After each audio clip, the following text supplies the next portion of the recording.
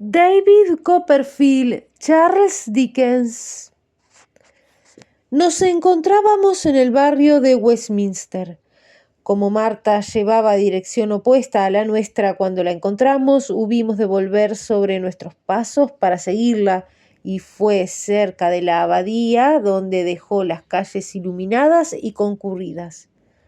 Caminaba con paso tan rápido, una vez se vio fuera de la multitud de gentes que atravesaban el puente en todos sentidos, que no conseguimos alcanzarla hasta la estrecha callejuela que bordeaba el río cerca de Millbank. Vimos que atravesaba la calzada como huyendo de las personas que siguiesen sus pasos y que aceleraba la marcha, bien que sin volver atrás la cabeza. El río, que distinguía a través de un portillo oscuro donde había una porción de carros parados, me hizo variar de propósito.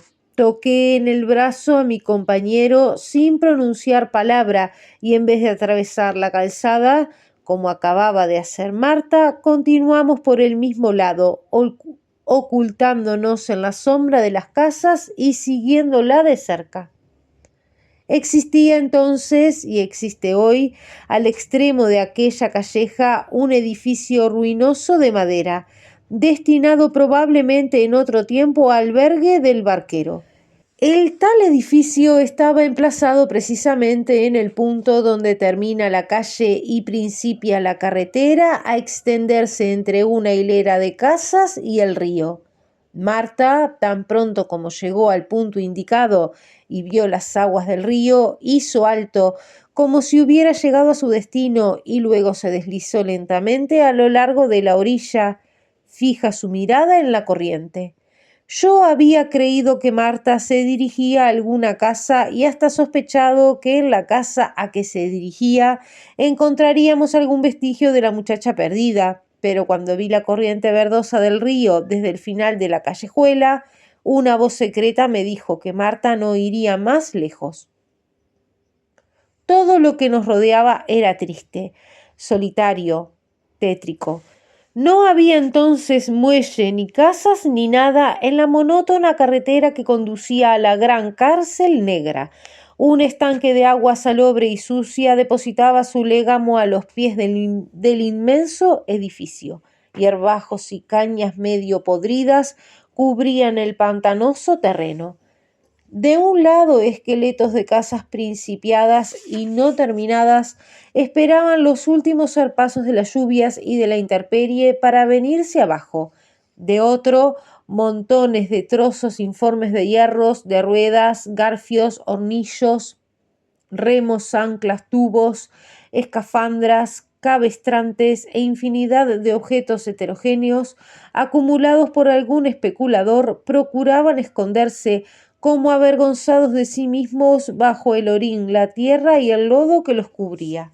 En la orilla opuesta, la luz cegadora y el golpear recio e incesante de las fundiciones parecían entregarse a la tarea de perturbar el silencio de la noche, bien que sin afectar la tranquilidad del humo que vomitaban sus monstruosas chimeneas y que se extendía formando inmensa nube negra.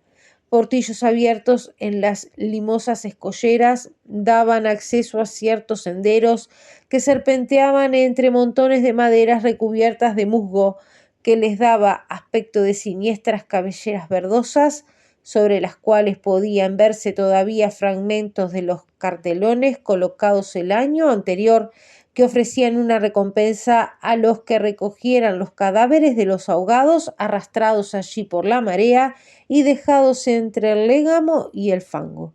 Se decía que en otro tiempo habían abierto en aquel sitio una fosa inmensa para arrojar a los muertos sacrificados por una epidemia devastadora. No garantizo la exactitud de este rumor, pero sí aseguro que ejercía sobre aquellos parajes una influencia fatal. La mujer que venimos siguiendo, cual si creyera amasada con el mismo cieno que la rodeaba, o desecho de la naturaleza reclamado por aquella cloaca de corrupción y podredumbre, permanecía en pie ante aquella tétrica escena, sola y triste, mirando al río. Algunas barcas varadas sobre el cieno de la orilla nos permitieron acercarnos a ella sin ser vistos. Hice una seña a Peggotty para que no se moviese de donde estaba y me acerqué. No lo hacía sin temor, pues al verla terminar tan bruscamente su rápida carrera para detenerse allí, bajo la sombra del puente, absorta en la contemplación de las inquietas aguas, me era imposible reprimir un secreto espanto. Creo que hablaba sola. Vi que se había quitado el chal y que envolvía con él sus manos, pero con expresión de inconsciencia, con esa agitación nerviosa propia de las sonámbulas. La angustia me devoraba, porque era tan huraña, tan desesperada, tan decidida su actitud, que hasta mi mano asió fuertemente su brazo. Siempre esperé verla desaparecer entre las revueltas aguas. Marta, grité. Lanzó un grito de espanto y trató de desasirse. Es posible que, de haber estado yo solo, me hubiera sido imposible sujetarla, pero otro brazo más vigoroso que el mío la aferró, y cuando la infeliz levantó los ojos y vio al dueño de aquel brazo, no hizo ya más que un esfuerzo para desprenderse y cayó a nuestros pies. La retiramos del agua y la llevamos a un sitio donde había un montón de piedras secas, donde la hicimos sentar. No cesaba de gemir y de llorar. «Oh, el río», exclamaba con angustia, «el río». «Olvide el río, Marta, y cálmese», le dije. Ella seguía repitiendo las mismas palabras. «El río es como yo, le pertenezco, es la única compañía digna de mí. Como yo, nació en las montañas, limpio y cristalino, sus aguas se deslizaron alegres y juguetonas, corrieron luego bulliciosas y ahora braman turbias y revueltas por las calles de la ciudad para ir a perderse, como mi vida, en el océano agitado. Preciso es que con el río vaya yo». Jamás oí palabras que reflejaran tan desgarradora desesperación. «No puedo resistir más», repuso, «no puedo olvidarlo. Es una pesadilla que me acosa noche y día. En el mundo no hay otra cosa digna de mí, ni yo soy digna de ninguna otra cosa del mundo. Oh, el pavoroso río». Si la historia de Marta me hubiese sido desconocida por completo, la habría leído entera en la cara de Peggotty, que miraba a la desgraciada sin despegar los labios ni hacer el menor movimiento. Yo no he visto ni en la vida real ni en las obras de los mejores pintores expresión de horror y de piedad como los que reflejaba el rostro de mi compañero. Temblaba como la hoja en el árbol y su mano la toqué con la mía porque me alarmó su aspecto y la encontré fría como el hielo. «Se encuentra bajo la influencia de un acceso de extravío», murmuré al oído de Peggotty. «Dentro de breves momentos hablará con más cordura». Sin duda quiso contestarme. Movió los labios, creyó que había hablado, pero su garganta no emitió sonido alguno. Lo único que hizo fue extender un brazo hacia Marta. Esta rompió de nuevo a sollozar, escondiendo la cabeza entre las piedras. Parecía la imagen de la vergüenza y de la humillación. Convencido yo de que precisaba concederle algún tiempo para que se calmara, detuve a Peggotty, que se disponía a levantarla, y esperamos en silencio a que estuviese más tranquila. «Marta, ¿no reconoce usted al que está conmigo?». «Sí», contestó con voz débil. «¿Sabe usted que le venimos siguiendo esta noche?». Hizo un movimiento negativo. No nos miraba a ninguno de los dos, pues mantenía la cabeza humildemente inclinada. «¿Está usted suficientemente tranquila para hablar conmigo de un asunto que tan vivamente interesaba a usted una noche que nevaba copiosamente?». Aumentaron sus sollozos y con voz entrecortada me dio las gracias por haberle permitido escuchar desde la puerta. «Ni una palabra pronunciaré en defensa propia», dijo. «Soy mala, muy mala, una perdida sin esperanza, sin remedio. Pero dígale usted, señor», añadió intentando alejarse de Peggotty, «dígale si alguna piedad tiene de mí, que no fui yo quien causó su desgracia». «Nadie abrigó tal pensamiento», contesté emocionado. «Fue usted, si no me equivoco», continuó, «el que entró en la cocina la noche en que ella se apiadó de mí, la noche que tan buena fue conmigo. Ella no me rechazó Como me rechazaban todos, sino que acudió en mi socorro. ¿Fue usted, verdad, señor? Sí. Mucho tiempo hace que descansaría yo en el río, añadió, dirigiendo a la corriente una mirada siniestra, si mi conciencia me acusase de haberle causado el menor daño. La primera noche de este invierno me habría hecho justicia si hubiera tenido parte en su desventura. Sabemos perfectamente cuál fue el motivo de su fuga y nos consta que es usted inocente. O, si yo no hubiera sido tan mala, quién sabe si ella me habría pedido consejo. Fue siempre tan buena para mí, jamás me habló sino con consoladora dulzura. ¿Cómo es posible sospechar que yo deseara que se me pareciese, conociéndome como me conozco? Parecerse a mí, que he perdido todo lo que podía ligarme a la vida, a mí que he sufrido la horrible pena de tener que estar separada siempre de ella por mi vergonzosa conducta. Peggotty escuchaba con la vista baja, puesta una mano sobre el borde de una barca y tapándose con la otra la cara. Cuando supe lo que había ocurrido, prosiguió Marta, ni mayor angustia la produjo el pensar que todos dirían que yo me había pervertido a la que tan buena había sido para mí. Ah, Dios sabe muy bien que gustosa hubiese dado la vida a trueque de poder devolverle la honra y la reputación. La pobre mujer se abandonó a toda la agonía de su dolor y sus remordimientos.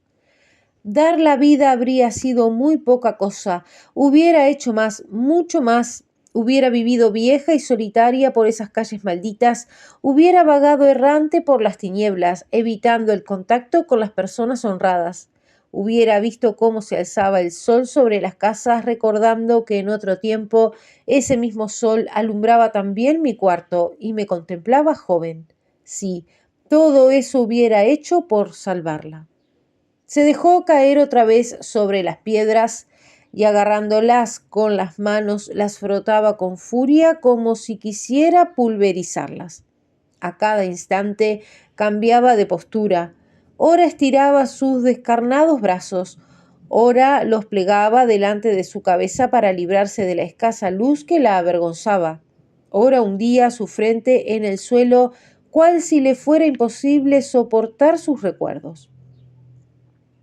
¿Qué puedo hacer? Gritó, luchando con su desesperación. ¿Ha de continuar viviendo quien arrastra su propia maldición y es una vergüenza viviente para todo cuanto la rodea? Vuelta de pronto hacia mi compañero, repuso: pisotéeme usted, máteme. Cuando ella era su orgullo, usted hubiera creído que la contaminaba con solo rozarla en la calle. Usted no creerá. ¿Quién ha de creer a una miserable como yo? Hoy mismo moriría usted de vergüenza si ella cambiase una palabra conmigo. No me quejo, tampoco diré que entre ella y yo hay semejanza, porque sé que media una gran distancia entre nosotras. Digo únicamente, sintiendo todo el peso de mi miseria moral, que le estoy agradecida y que la amo. ¿Es que me consideran ustedes incapaz de amar? Pues rechácenme como el mundo me rechaza. Mátenme por ser lo que soy y porque siendo tan criminal la he conocido. Pero piensen eso de mí. Miraba a Peggotty mientras nos dirigía súplicas tan vibrantes. Condolido desde el fondo de su alma. No bien cayó la infeliz, la levantó con dulzura diciendo: no permita Dios, Marta, que yo me erija en juez suyo. Menos que nadie en el mundo puedo serlo yo, hija mía. Ah, no sabe usted hasta qué punto han variado mis ideas.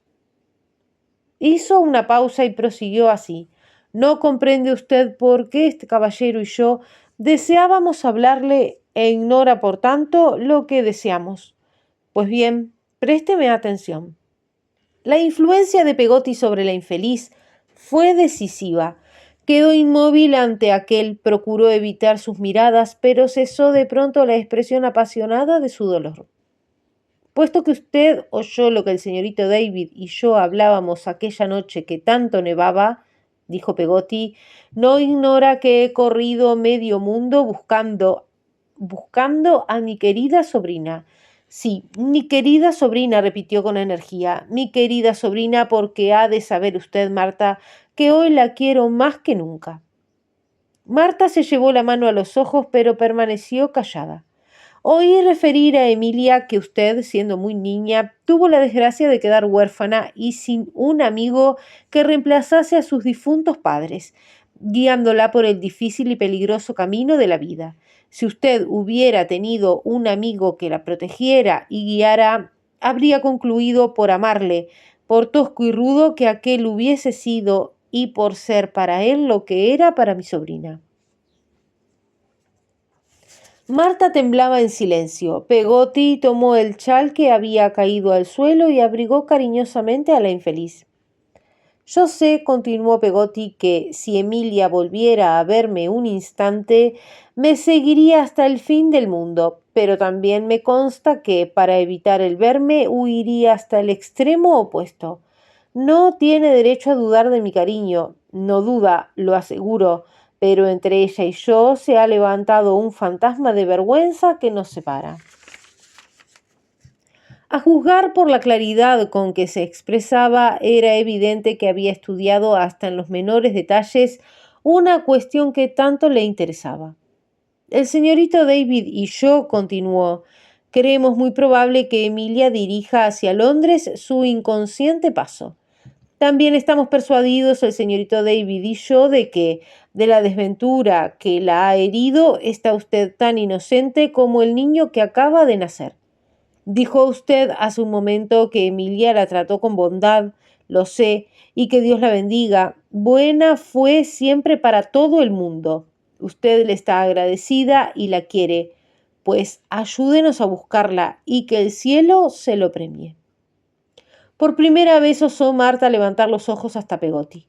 En la mirada que le dirigió leí claramente que apenas si se resolvía a dar crédito al testimonio de sus oídos. ¿Tendrán ustedes confianza en mí?, preguntó asombrada. Completa, respondió Pegotti. ¿Y me permitirán, si la encuentro, que le dirija la palabra, que le proporcione un refugio, si yo le tengo, que lo comparta con ella y que luego, sin decírselo a ella, vaya a buscar a ustedes para que la lleven a su lado? Sí, contestamos los dos a la vez. Levantó los ojos al cielo y declaró que se consagraría a aquella tarea con ardor y lealtad, que no desistiría ni desmayaría mientras la luz de una esperanza la guiase. Si no cumplía fielmente lo ofrecido, deseaba que el cielo la sumiese en un estado más miserable 1000 veces que en que se encontraba cuando decidió arrojarse al río, y que Dios la privase para siempre de toda clase de auxilios divinos y humanos. Hablaba con voz muy baja y sin dirigirse a nosotros, sino más bien al cielo estrellado que estaba sobre nuestras cabezas. Cuando terminó, quedó inmóvil, fija su mirada en las negruzcas aguas del río. Creímos conveniente ponerla al tanto de todo lo que sabíamos, y así lo hice yo. Escuchó mi relato con viva atención. La expresión de su rostro varió muchas veces, pero sobre las diversas impresiones que reflejó campeaba invariablemente una decisión inquebrantable de propósito. A veces asomaban las lágrimas a sus ojos, pero las reprimía al punto. Me preguntó cuando hube terminado que dónde podría encontrarnos llegada la ocasión. A la claridad incierta de un farol de la calzada escribí las señas de Pegotti y las mías en una hoja que arranqué de mi agenda y se la di. Ella la guardó en su seno. La interrogué sobre su domicilio, a lo que me contestó después de callar un momento que cambiaba de él muy a menudo y que era preferible que lo ignorásemos. Pegotti me insinuó una idea que ya se me había ocurrido a mí.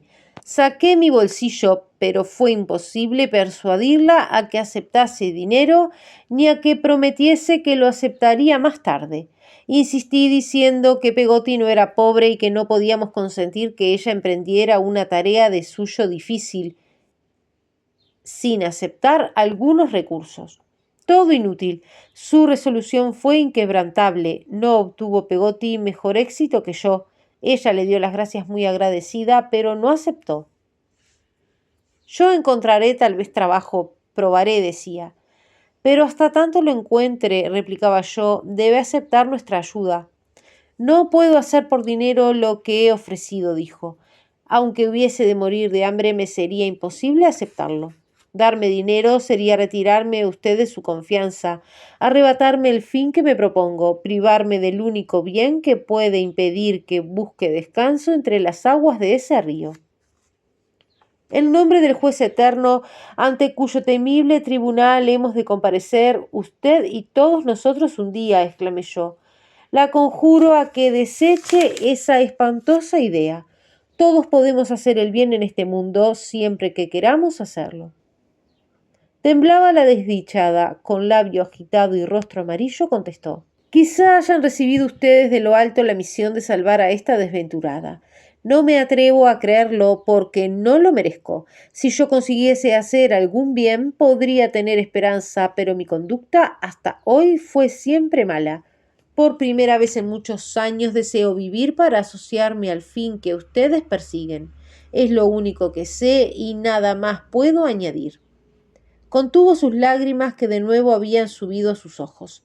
Adelantó una mano temblorosa y tocó a Pegotti, como si creyera que éste poseía una virtud bienhechora, y se alejó por el camino solitario.